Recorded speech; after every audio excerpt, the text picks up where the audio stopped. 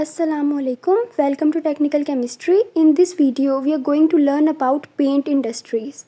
First question that arises is what is paint? Paint exactly होता क्या है? ठीक है, कोई भी ऐसा लिक्विड या लिक्विफाइबल का मतलब होता है जो लिक्विड में कन्वर्ट किया जा सके. फॉर एग्जांपल कोई भी पाउडर होगा, आप उसमें लिक्विड वाटर या कुछ भी कोई और किसी टाइप का लिक्विड ऐड करके उसे लिक्विड में कन्वर्ट कर सकते हो. ठीक है, तो पेंट कोई भी ऐसा लिक्विड या लिक्विफाइबल सब्सटेंस होता है जिसे जब हम किसी सपोर्ट या सबस्ट्रेट, अब वो सबस्ट्रेट ज़रूरी नहीं सिर्फ वॉल्स हों, हम पेंट सिर्फ वॉल्स को नहीं करते, फर्नीचर को भी करते हैं, डिफरेंट चीज़ों को पेंट किया जाता है. कुछ लोग आर्टिस्ट होते हैं, उन्हें पेंटिंग का शौक़ होता है. ठीक है, तो डिफरेंट सबस्ट्रेट, डिफरेंट चीज़ों को पेंट किया जाता है.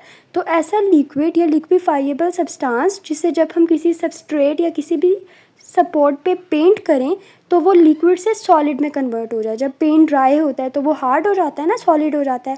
और पेंट का पर्पस क्या होता है? वो उस सबस्ट्रेट को प्रोटेक्ट करता है, उसका टेक्सचर इन्हेंस करता है और उसे कलर देता है. ठीक है, पेंट को हम मार्केट में परचेज़ कर सकते हैं. डिफरेंट टाइप के पेंट होते हैं, आपको पता है. एक्रेलिक पेंट होता है, वाटर कलर होता है, ऑर्गेनिक पेंट होते हैं, ऑयल पेंट्स होते हैं, सिंथेटिक, नेचुरल. ठीक है, अब हम देखेंगे कंपोजिशन ऑफ पेंट. तो चाहे जिस भी टाइप का पेंट हो उसके लिए कुछ बेसिक रॉ मटेरियल्स रिक्वायर होते हैं. सबसे पहला है उनमें पिगमेंट. अब आपकी स्किन, आपको पता है हर एक की स्किन का कलर डिफरेंट होता है. ठीक है, तो आपकी स्किन को भी कलर एक पिगमेंट ही देता है. तो पिगमेंट का क्या काम होता है पेंट में? वो पेंट को डिफरेंट टाइप ऑफ कलर्स देता है. ठीक है, और ओपेसिटी देता है. बाइंडर क्या होता है? जब आपने किसी भी चीज़ को स्टिक करना हो तो आप ग्लू स्टिक यूज़ करते हो ना, तो पेंट में ग्लू स्टिक का काम ये बाइंडर करते हैं. ये पेंट को उस सबस्ट्रेट पे, चाहे वो वॉल है, फर्नीचर या वट एवर इट इज़, ठीक है, उसके साथ बाइंड करता है. आपको नाम से भी पता लग रहा होगा, बाइंडर. ठीक है, एक्सटेंडर क्या होता है? ये पेंट में कुछ स्पेसिफिक प्रॉपर्टीज़ ऐड करते हैं. ये लार्ज पार्टिकल्स होते हैं जो पेंट की एडहेसिव प्रॉपर्टीज़ को इन्हेंस करते हैं और स्ट्रेंथन द फिल्म, मतलब इवनली स्प्रेड हो सरफेस पे, इस चीज़ को मेक श्योर करते हैं. ठीक है, अब सॉल्वेंट को थिनर भी कहते हैं. सॉल्वेंट डिफरेंट तरह के यूज़ हो सकते हैं. वाटर यूज़ हो सकता है, ऑर्गेनिक सॉल्वेंट्स यूज़ हो सकते हैं, एरोमेटिक सॉल्वेंट्स यूज़ हो सकते हैं, और हर सॉल्वेंट की स्पेसिफिक अलग प्रॉपर्टीज़ होती हैं. आजकल प्रेफर क्या किया जाता है कि हम वाटर बॉर्न पेंट्स यूज़ करें क्योंकि वो हमारे एटमॉस्फेयर के लिए लेस हार्मफुल होते हैं. इसके अलावा पेंट में एडिटिव्स ऐड किए जाते हैं. अब एडिटिव्स क्या होते हैं? जैसे हम खाना बनाते हैं तो हर एक का कोई स्पेसिफिक इंग्रेडिएंट होता है ना.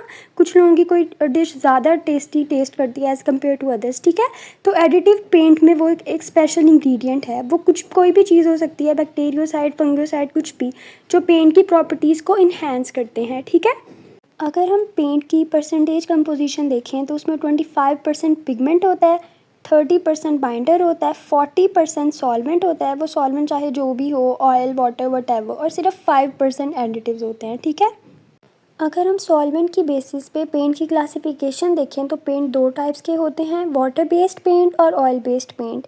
ऐसे पेंट्स जिनमें सॉल्वेंट वाटर यूज़ हो और फिर उस वाटर सॉल्वेंट में बाइंडर्स, पिगमेंट्स और एडिटिव्स ऐड किए जाएं, ऐसा पेंट होता है वाटर बेस्ड पेंट. ठीक है, और ऐसे पेंट्स जिनमें हमारे पास solvent instead of water oil use हो, वो ऑयल बेस्ड पेंट्स होते हैं. ये स्लो ड्राइंग होते हैं, मतलब इन्हें थोड़ा टाइम लगता है ड्राई होने में, और मोस्टली लिनसीड ऑयल यूज़ किया जाता है. इसके अलावा इनकी विस्कोसिटी को इन्हेंस करने के लिए डिफरेंट कंपाउंड्स इनमें ऐड किए जाते हैं, जैसे एलिफेटिक कंपाउंड्स, जैसे सीप्रेट हो जाएगा, अल्कोहल एस्टर्स, डिफरेंट कंपाउंड्स. ठीक है, ताकि इनकी विस्कोसिटी इन्हेंस हो सके और ये इवनली स्प्रेड हो जाए हमारे सबस्ट्रेट के सरफेस पे.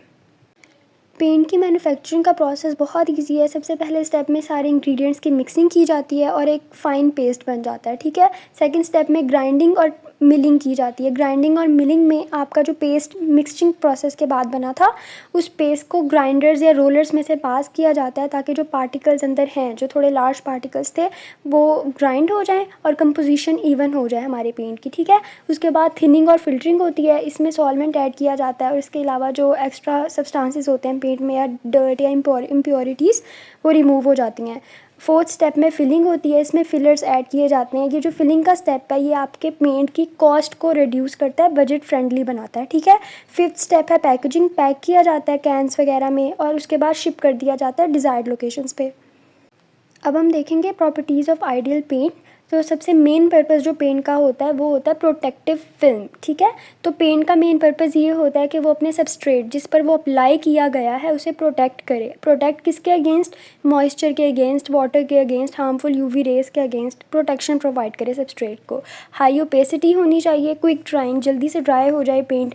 उसके अलावा कोरोजन रेजिस्टेंस होनी चाहिए, मतलब हीट या मॉइस्चर की वजह से कोरोड ना हो जाए उसका सरफेस। वाटर रेजिस्टेंस होनी चाहिए, मतलब बारिशों वगैरह के सीज़न में आपका पेंट कोरोड ना हो जाए। हीट रेजिस्टेंस होनी चाहिए, बहुत ज़्यादा गर्मी में आपका पेंट ख़राब ना हो जाए।